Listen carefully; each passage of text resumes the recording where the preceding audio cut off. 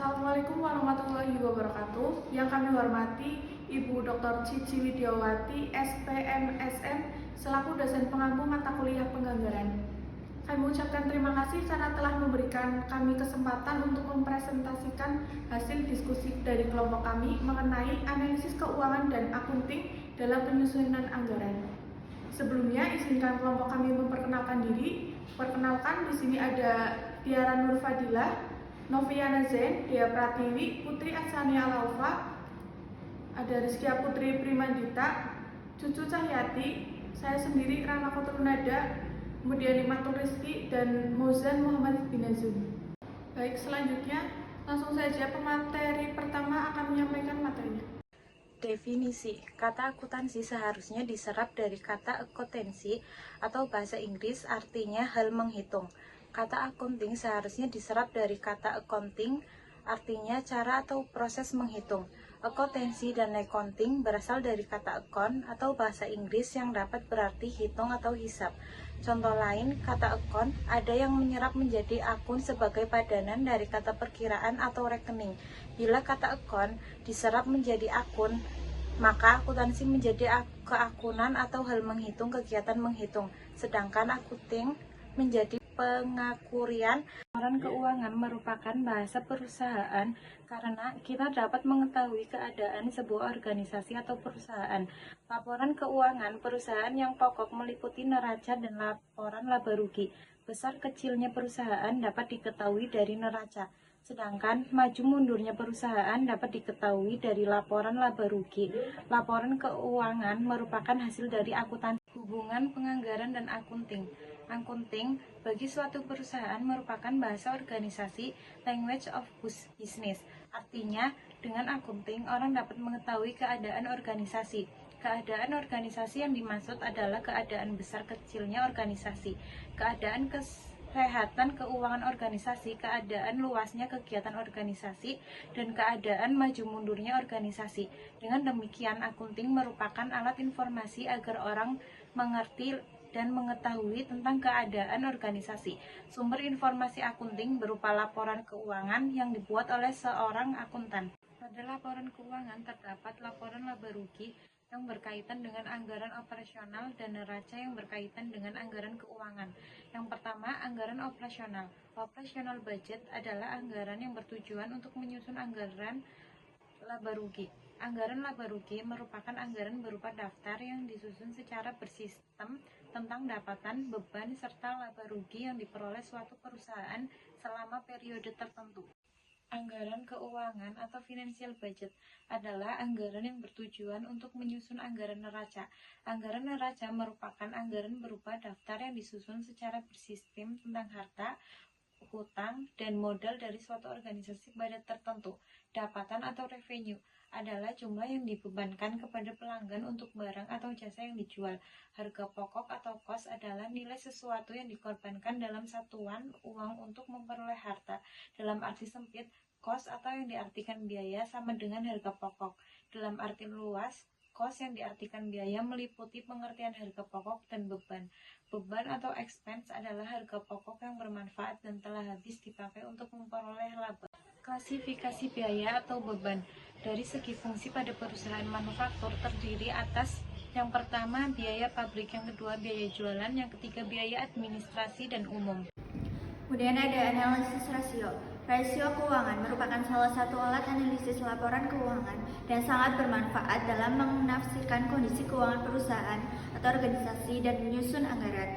Hal yang harus diperhatikan dalam menafsirkan kondisi keuangan perusahaan adalah masa resesi dan inflasi, karena laporan keuangan disusun dengan menggunakan catatan masa lalu. Analisis rasio dapat digunakan untuk menyusun anggaran dengan cara menetapkan rasio keuangan yang ideal. Kemudian ada pengertian rasio keuangan. Rasio keuangan atau financial ratio adalah rasio atau nisbah yang membandingkan secara vertikal maupun horizontal dari pos yang terdapat dalam laporan keuangan yang dapat dinyatakan dalam persentase, kali, dan absolut. Perbandingan tersebut dapat juga dilakukan antar laporan keuangan. Saat ini di Indonesia masih belum ada lembaga khusus yang menyusun rasio rata-rata atau rasio industri. Rasio industri ini bermanfaat bagi suatu perusahaan sebagai dasar perbandingan dengan rasio keuangan yang terdapat di perusahaan yang bersangkutan. Rasio industri atau rasio rata-rata merupakan rasio keuangan dari berbagai perusahaan sejenis yang disusun oleh lembaga tertentu. Rasio rata-rata atau rasio industri saat ini masih belum ada di Indonesia, maka untuk penerapan rasio keuangan pada perusahaan di Indonesia hanya berupa rasio historis. Rasio historis atau historic ratio adalah rasio keuangan dari perusahaan itu sendiri yang dianggap paling baik di masa lalu untuk digunakan sebagai rasio perbandingan atau rasio ideal di masa mendatang. Kemudian ada ilustrasi penyusunan anggaran menggunakan rasio keuangan. Misalnya, PT IKRO menginginkan rasio keuangan yang ideal periode tahun 2010 sebagai berikut. Rasio uang dan modal sebesar 30%, rasio cepat sebesar 100%, perputaran aset sebesar 0,8396161 kali, periode pengumpulan piutang sebesar 30 hari, margin laba kotor sebesar 40%, perputaran sediaan produk jadi sebesar 8 kali, perputaran sedia produk dalam proses sebesar 10 kali, perputaran sediaan bahan baku sebanyak 8 kali, dan rasio utang jangka panjang dengan modal sebesar 10%. Selanjutnya, biaya bahan baku sebesar 30.000, biaya tenaga langsung sebesar 40.000, saham biasa sebesar 100.000, laba ditahan sebesar 10.000, sediaan produk jadi awal sebesar 5.000, dan sediaan produk dalam proses awal sebesar 4.000. Dari data di atas dibuat perhitungan untuk penyusunan anggaran sebagai berikut. Berikut rasio utang terhadap kekayaan pasti sama dengan utang dibagi saham biasa ditambah laba ditahan. Utang sama dengan 30% dikali 100.000 ditambah 10.000 sama dengan 33.000. B. Total pasifah sama dengan utang ditambah modal sama dengan total aset. 33.000 ditambah 100.000 ditambah 10.000 sama dengan 143.000. Lalu C. Rasio utang jangka panjang. Utang jangka panjang dibagi modal dikali 100%. Dengan modal utang jangka panjang sama dengan 100% dalam kurung Rp100.000 ditambah 10.000 sama dengan 11.000. Utang jangka pendek 33.000 dikurangi 11.000 sama dengan 22.000. D. Rasio cepat sama dengan kas piutang dibagi utang jangka pendek sama dengan 100%. Kas ditambah piutang sama dengan 100% dikali 22.000 sama dengan 22.000. Perputaran aktiva sama dengan jualan dibagi aktiva sama dengan 0,839161 kali. Jualan sama dengan 0,839161 dikali 153.000 sama dengan 120.000. F. Pengumpulan piutang sama dengan piutang dikali 360 dibagi jualan sama dengan 30 hari. Piutang sama dengan jualan dibagi 360 dikali 30 hari sama dengan 120.000 dikali 360 dikali 30 hari sama dengan 10.000. G. Kas sama dengan 22.000 dikurangi 10.000 sama dengan 12.000. H. Margin laba kotor sama dengan jualan dikurangi harga pokok jualan dibagi jualan sama dengan 40%. Harga pokok jualan sama dengan 100% dikurangi 40% dikali 120.000 sama dengan 72.000. I. Perputaran sediaan sama dengan harga pokok jualan dibagi sediaan produk jadi sama dengan 8 kali. Sediaan produk jadi sama dengan 72.000 dibagi 8 sama dengan 9.000. I. Perputaran sediaan bahan baku sama dengan biaya bahan baku dibagi sediaan bahan baku sama dengan 8 kali. Sediaan bahan baku sama dengan 30.000 dibagi 8 sama dengan 3.750. K. Harga pokok produk jadi sama dengan harga pokok jualan ditambah sediaan produk jadi akhir dikurangi sediaan produk jadi awal sama dengan 72.000 ditambah 9.000 dikurangi 5.000 sama dengan 86.000. I. Perputaran sediaan produk dalam proses. Harga pokok produk jadi dibagi sediaan produk dalam proses sama dengan 10 kali.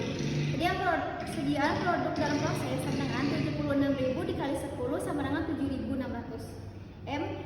Biaya pabrik. Harga pokok produk jadi ditambah sediaan produk dalam proses akhir dikurangi sediaan produk dalam proses awal sama dengan 76.000 ditambah 7.600 dikurangi 4.000 sama dengan 79.000. Selanjutnya anggaran neraca. Pada PT IKRO anggaran neraca pro forma per 31 Desember 2090 asetnya itu terdiri aset lancar, aktif atau tetap. Aset lancar sama dengan kas 12.000, piutang 10.000, sedia produk jadi 9.000, sedia produk dalam proses 7.600, sediaan bahan baku 3.750. Total aset lancarnya yaitu 42.350. Untuk kewajiban sendiri utang jangka pendek 22.000, utang jangka panjang 11.000. Total utang sama dengan 33.000. Untuk modal saham 100.000, laba ditahan 10.000, total modal 110.000. Jadi total aset 143.000 dan total utang dan modal 143.000. Selanjutnya adalah tabel anggaran laba rugi pada PT Ikro, anggaran laba rugi tahun berakhir 31 Desember 2010. Untuk keterangan sendiri, jualan 120.000, biaya bahan baku 30.000, biaya tenaga kerja langsung 40.000, biaya overhead pabrik 9.600, biaya pabrik 2, 3, dan 4 ditambahkan jadi 79.600, sedia produk dalam proses awal 4.000, jadi totalnya 83.600. Harga pokok produk jadi 7 dikurangi 8 itu 81.000. Sedia produk jadi akhir 76.000, sedia produk jadi awal 5.000 ditambahkan menjadi 81.000. Produk siap dijual 9 ditambah 10 itu 81.000. Produk sediaan akhir 9.000 dikurangi menjadi 72.000. Harga pokok jualan 11 dikurangi 12 72.000. Laba kotor 1 dikurangi 13 itu 48.000. Dari tabel anggaran laba rugi tersebut dapat dihitung rasio berikut ini. A. Rasio kas sama dengan kas per aktiva lancar, yaitu sebesar 12.000 per 42.350.000 sama dengan 28%. Yang B. Rasio panjang sama dengan piutang per utang jangka pendek sebesar 10.000 per 22.000 sama dengan 45%. Yang C. Rasio lancar sama dengan aktiva lancar per utang jangka pendek sebesar 42.350 per 22.000 sama dengan 19%. Yang D. Struktur keuangan vertikal sama dengan modal sendiri per utang sebesar 110.000 per 33.000 sama dengan 333%. Yang E. Struktur keterangan horizontal sama dengan modal sendiri per aktiva tetap sebesar 110.000 per 100.650 sama dengan 109%. Dilihat dari struktur keuangannya, kondisi keuangan PT Ikro berada dalam keadaan sehat karena struktur keuangan vertikal dan horizontal berada di atas 100%. Dilihat dari segi likuiditas, yaitu kemampuan perusahaan membayar kewajiban jangka pendek perusahaan, PT Ikro juga berada dalam keadaan sehat. Hal ini terlihat pada rasio kas di atas minimal 5%, rasio cepat di atas 93%, serta mempunyai rasio lancar di atas 179%. Dilihat dari segi solvabilitas, yaitu kemampuan perusahaan membayar seluruh uang utangnya dengan aset yang dimiliki perusahaan, PT Ikro berada dalam keadaan solvable. Artinya PT Ikro mampu membayar seluruh utangnya sejumlah 33.000 dengan aset sebesar 143.000. Dilihat dari segi rentabilitas, yaitu kemampuan perusahaan menghasilkan laba modal yang ada, perusahaan PT Ikro berada dalam keadaan baik tidak sehat. Mengenai rentabilitas, perhitungannya dapat digambarkan sebagai berikut.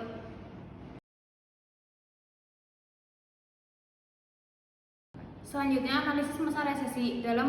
Dalam masa resesi, laba yang merupakan arus kas masuk akan menurun dan kemungkinan untuk memenuhi keperluan kas dari sumber yang lain menjadi sangat terbatas. Lebih berbahaya lagi apabila terjadi penjualan karena adanya kerugian, dan hal ini umumnya terjadi pada masa resesi. Untuk mengantisipasi keadaan masa resesi, sangat penting bagi suatu perusahaan untuk membuat anggaran pada masa sebelum resesi dan pada masa resesi yang kemungkinan terjadi. Kemudian hal yang perlu diperhatikan untuk dianalisis oleh manajemen dalam masa resesi antara lain, yang pertama memperkirakan berapa lama masa resesi tersebut akan terjadi. Yang kedua, menentukan tingkat rasio yang dapat diterima pada masa resesi. Yang ketiga, menentukan kemampuan perusahaan dalam bersaing, baik dalam penjualan maupun dalam hal menekan biaya. Baik, selanjutnya ada ilustrasi penyusunan anggaran pada masa resesi.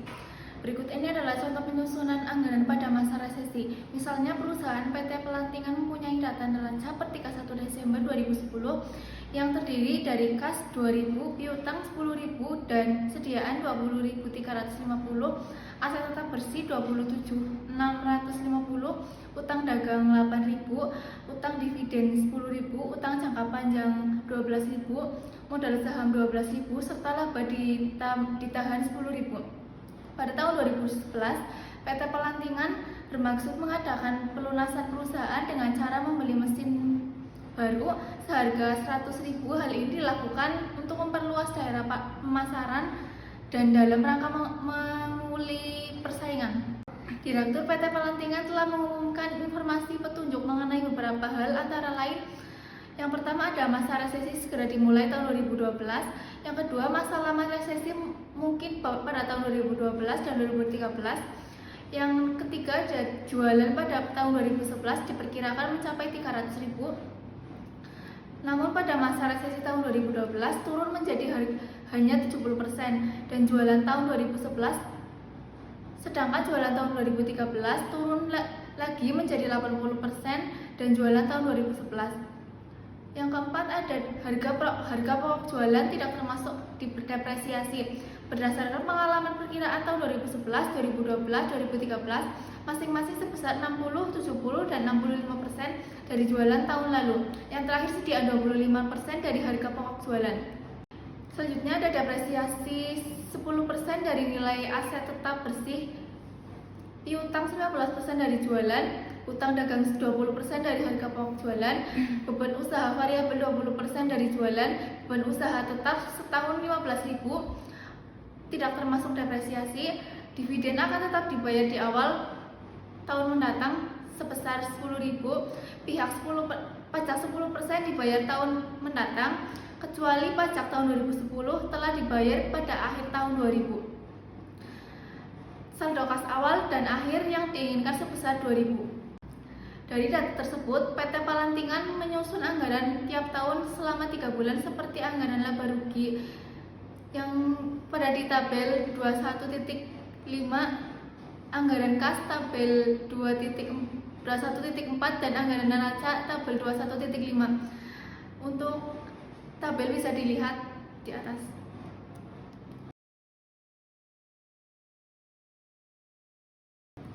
Perhitungan jualan tahun 2012 sama dengan 70% ditambah 300 sama dengan 210.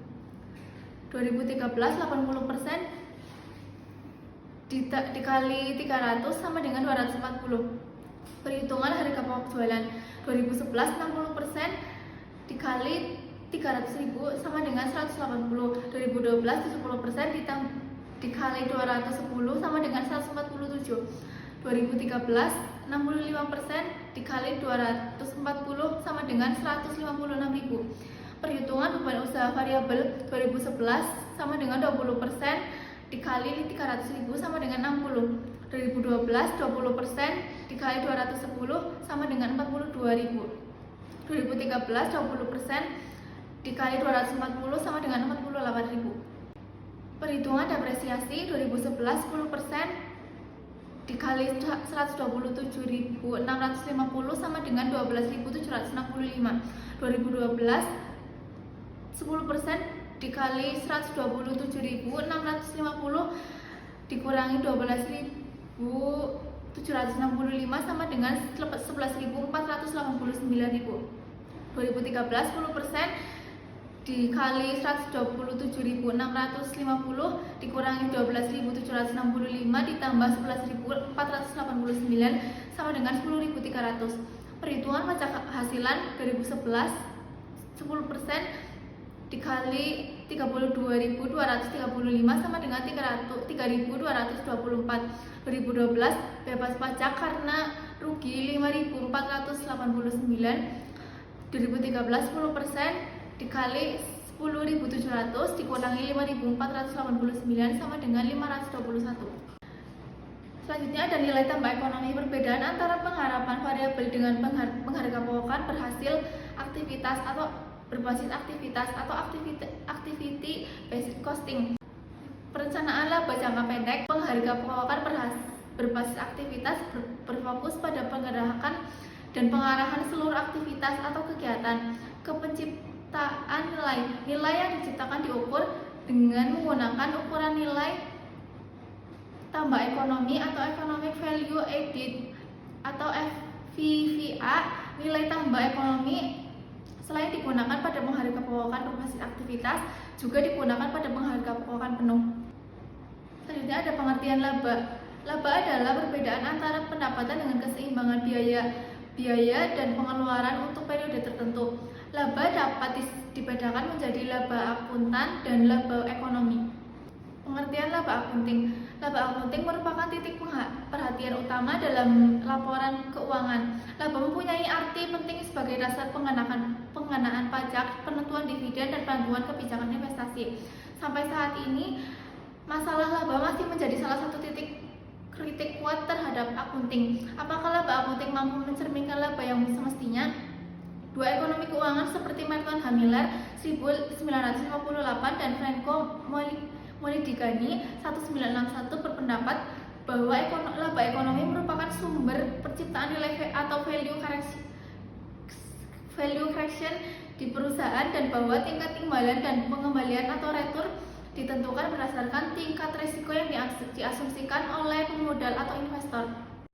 Selanjutnya ada jenis-jenis laba. Yang pertama adalah laba akuntan dan laba ekonomi. Yang pertama, pengertian laba akuntan di sini adalah definisi laba menurut para akuntan berpendapat bahwa laba adalah kelebihan pendapatan atau revenue terhadap beban expenses. Dalam bahasa akuntan, hal ini menambah modal dan jumlah yang dapat dikonsumsi tanpa mengganggu modal dan jumlah yang dapat dikonsumsi seorang dalam suatu periode tanpa mempengaruhi keadaan orang tersebut pada akhir periode dibandingkan keadaannya pada awal periode tersebut dengan untung. Sedangkan hal yang ini mengurangi modal dan jumlah yang dikonsumsi, mengganggu atau mengurangi modal atau jumlah yang dikonsumsi seseorang dalam suatu periode yang mempengaruhi keadaan orang tersebut pada akhir periode dibandingkan keadaannya pada awal periode disebut dengan rugi. Selanjutnya ada laba ekonomik atau economic profit. Berbeda dengan laba akunting, laba ekonomi mempertimbangkan beban atau utang, biaya utang, dan beban modal sendiri. Sedangkan laba akunting hanya memperhitungkan beban utang tetapi tidak memperhitungkan beban modal sendiri. Beban utang atau beban bunga dan beban modal sendiri disebut dengan beban modal, expenses of capitality atau biaya modal, atau cost of capital, atau ada yang juga disebut dengan biaya dana. Selanjutnya ada pengertian laba ekonomi. Di sini adalah definisi laba menurut para ekonom atau ahli ekonom. Adam Smith berpendapat bahwa laba adalah jumlah yang dapat dikonsumsi tanpa memegang modal, dan Hicks berpendapat bahwa laba adalah jumlah dapat konsumsi seseorang dalam seorang periode tanpa mempengaruhi keadaan orang tersebut. Laba dalam konteks ekonomi adalah peningkatan modal dan jumlah yang dapat dikonsumsi seseorang dalam suatu periode, sehingga pada akhirnya periode orang tersebut berada dalam keadaan yang lebih baik dibandingkan awal periode. Sebaliknya, rugi adalah penurunan modal atau jumlah konsumsi yang menyebabkan seseorang berbeda dalam keadaan lebih buruk pada akhir periode dibandingkan awal periode. Jika konsumsi tidak merubah keadaan seseorang antara awal dan akhir periode, maka situasinya disebut impas. Contohnya, dalam satu periode modal tertanam atau invest kapital sebesar 3.000 yang terdiri atas utang berbunga atau utang jangka pendek dan utang jangka panjang, dan modal saham dengan beban modal rata-rata terimbang sebesar 10 depatan usaha, 2.600 beban usaha, dan 2.050 rupiah, beban bunganya 138 dan pajaknya 10%. Dari data tersebut dapat dihitung selisih antara laba dan akunting dengan laba ekonomi seperti tampak pada tabel berikut.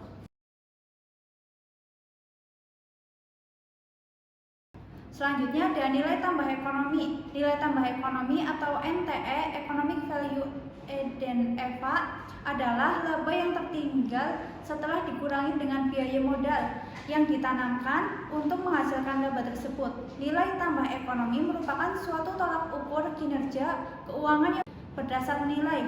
Konsep nilai tambah ekonomi atau NTE dikemukakan oleh J. Bennett Stewart dalam buku The Quest for Value 1991 dan Joe M. Strain pada 2001. Selanjutnya ada penciptaan nilai. Nilai yang diciptakan dan diukur dengan menggunakan ukuran nilai tambah ekonomi atau NTE yang dapat dihitung dengan rumus berikut. NTE atau dapatan dikurangi beban modal. NTE positif adalah nilai untuk memadai yang diciptakan. NTE negatif adalah nilai untuk memodal yang dihancurkan. Dapatan atau revenue adalah meliputi dapatan usaha dan dapatan bukan usaha. Beban atau expenses meliputi beban usaha dan beban bukan usaha termasuk pajak tetapi tidak termasuk beban bunga. Selanjutnya ada beban modal atau BM meliputi beban utang atau beban bunga dan beban modal sendiri atau dividen. Selanjutnya penciptaan nilai dengan rumus PM PMRT kali MT. PMRT artinya beban modal rata-rata tertimbang. MT artinya modal tertanam atau modal investasian. Dapatan lebih dari beban sama dengan laba bersih setelah pajak atau LBSI. Dapatan beban rugi bersih setelah pajak atau RBSP. Selanjutnya, rumus NTE sama dengan LBSP dikurangi PM. Contohnya, apabila dapatan sebesar Rp2.600, beban Rp2.050 dan pajak Rp41, PMRT sebesar 100% dari MT sebesar Rp3.000. Perhitungannya sebagai berikut. NTE sama dengan dapatan sebesar Rp2.600, Rp509, LBSP dan Rp209. Artinya nilai untuk pemodal yang diciptakan atau NTE positif. Untuk beban sebesar Rp2.050 ditambah Rp41. Selanjutnya Rp2.091 dan Rp300 MB. Dan beban modal sebesar 10% dikali Rp3.000 dan Rp300. Contoh dari sebelumnya, apabila beban atau termasuk pajak sebesar Rp2.500 dan hal lain tidak berubah, perhitungannya sebagai berikut. NTE sama dengan dapatan dikurangi beban modal sama dengan Rp2.600 dikurangi Rp2.500 dikurangi Rp300 sama dengan 100 LBSP dikurangi Rp300 PM sama dengan nilainya Rp200 atau nilai untuk pemodal yang dihancurkan atau NTE negatif. Selanjutnya laba bersih setelah pajak. Laba bersih setelah pajak dapat dihitung dengan dua pendekatan. Pertama, pendekatan keuangan, yaitu laba bersih akuntansi setelah pajak ditambah dengan beban bunga untuk mencerminkan ekivalen modal. Contohnya, Rp371 ditambah Rp138 sama dengan Rp509. Dan pendekatan usaha, yaitu laba usaha ditambah pendapatan lain-lain dikurangi pajak serta beban lain atau tidak termasuk bunga sehingga menghasilkan nilai yang sama. Contohnya, Rp550 dikurangi Rp41 sama dengan Rp509. Selanjutnya, untuk menghitung nilai tambah ekonomi secara akurat perlu dilakukan penyesuaian terhadap nilai buku akuntansi menjadi nilai buku ekonomi melalui ekuivalen modal. Penyesuaian ini dilakukan jika pertama, nilai signifikan, kedua, manajemen dapat mempengaruhi hasil dari akun tersebut, ketiga, informasi yang dibutuhkan tersedia, dan keempat, pihak non-keuangan dapat memahami alasan penyesuaian tersebut.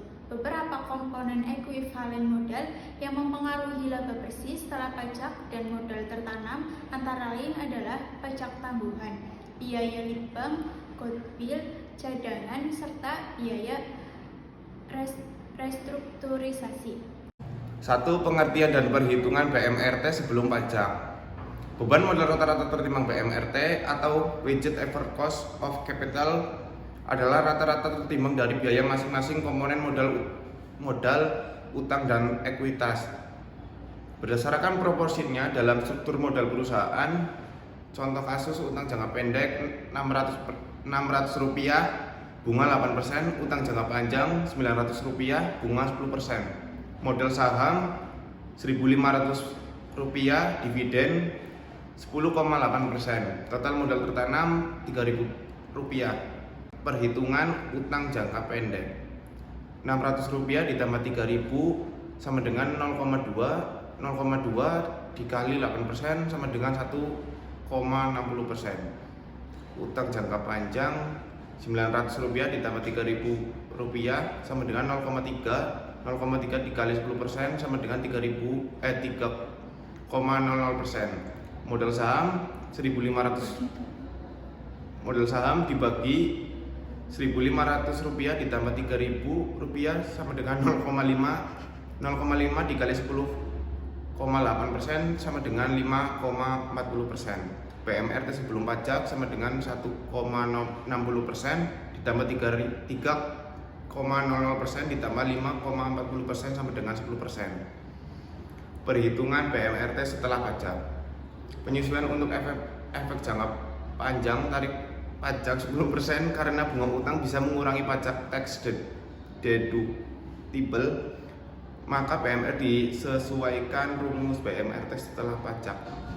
0,2 dikali 8% dikali 100% dikurangi 10% ditambah 0,3 dikali 10% dikali 100% dikurangi 10% ditambah 0,5 sama dengan 10,8%. Perhitungan utang jangka pendek 0,2 dikali 8% sama dengan 90% sama dengan 1,44%.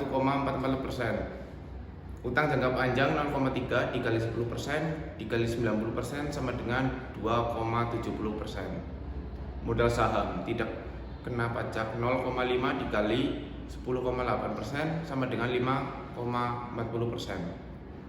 BMRT setelah pajak sama dengan 1,44% ditambah 2,70% ditambah 5,40% sama dengan 9,54%. Jadi kesimpulan dari presentasi kali ini adalah analisis keuangan dan akunting berperan penting dalam penyusunan anggaran karena membantu menilai kinerja keuangan melalui analisis rasio keuangan serta mengukur efisiensi penciptaan nilai melalui nilai tambah ekonomi atau NTE. Dengan pendekatan ini, anggaran dapat disusun lebih akurat, realistis, dan mendukung pengambilan keputusan yang tepat untuk mencapai tujuan perusahaan secara berkelanjutan. Mungkin itu saja presentasi dari kelompok kami. Kurang lebihnya kelompok kami mohon maaf. Billahi taufiq walhidayah. Wassalamualaikum warahmatullahi wabarakatuh.